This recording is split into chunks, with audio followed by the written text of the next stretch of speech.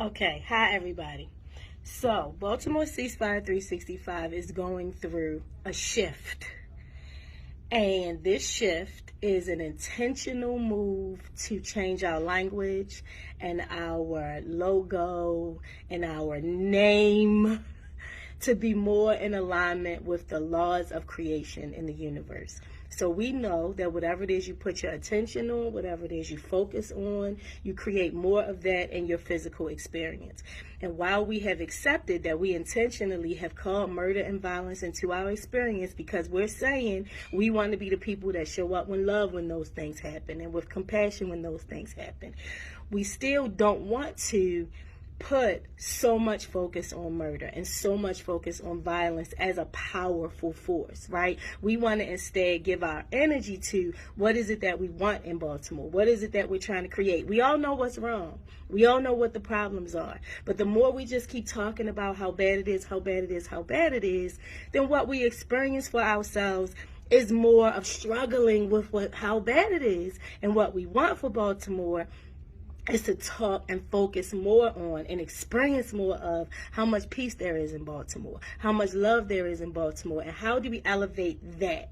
How do we elevate all of the resources that are in Baltimore? How do we elevate all of the good work and the love and the peace and the joy that's already in Baltimore? Because in real life, there is way more peace in Baltimore than there is violence. In real life, more people in Baltimore are peaceful every single day than people are violent in Baltimore. That is a fact. But the story that gets told is about the murder and about the violence. So we're not going to be ignoring murder and violence. We're going to keep doing exactly what we've been doing all of this time. We're going to keep celebrating life. We're going to keep amplifying joy. We're going to keep showing up when tragedies happen with love and holding space and compassion and wrapping our arms around people.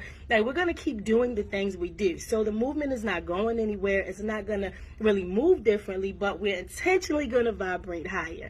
So instead of things like calling it an anti-violence movement and focusing on we're fighting against violence, when in real life, light doesn't fight darkness. I mean, from a scientific standpoint, right? Light doesn't come into a dark room and start punching the air. Light knows what it is. It just shows up in a room and turns itself on however brightly it needs to shine.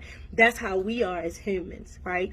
So we don't need to focus on what we're fighting against. We need to focus on what we're standing for. So instead of labeling it an anti-violence movement, we're labeling it a peace movement, a love movement, a joy movement, right? Instead of nobody kill anybody, we're going to be using slogans like live and let live, right?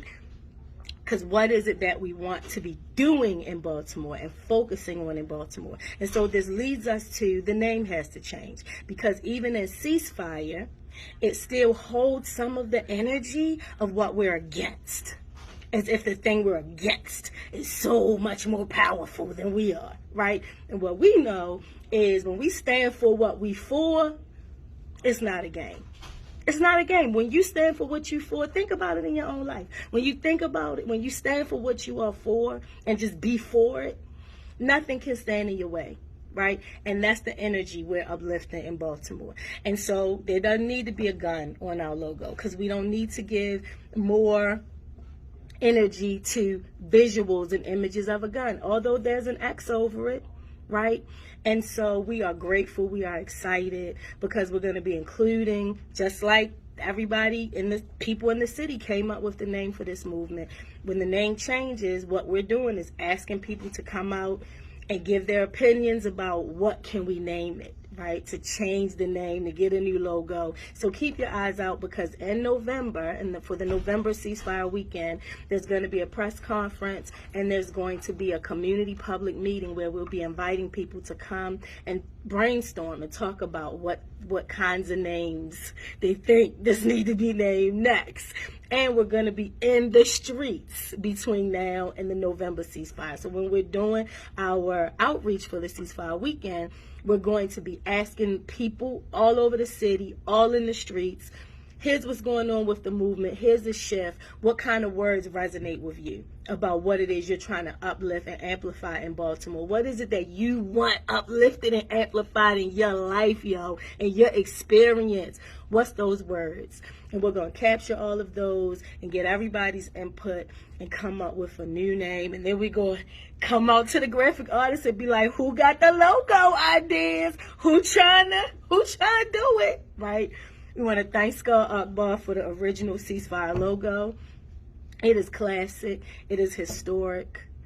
And now we can't wait to see what's next, what it's going to be called, what the logo is going to be, how dope the gear is about to be, because it's Baltimore. We got to have a wearable logo. We not clowns out here while we doing this work.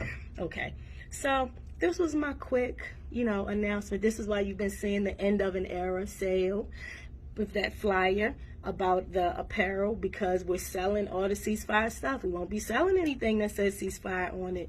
So, this Ceasefire apparel going to be worth money one day. You might want to get yours now just as a collector's item, if nothing else.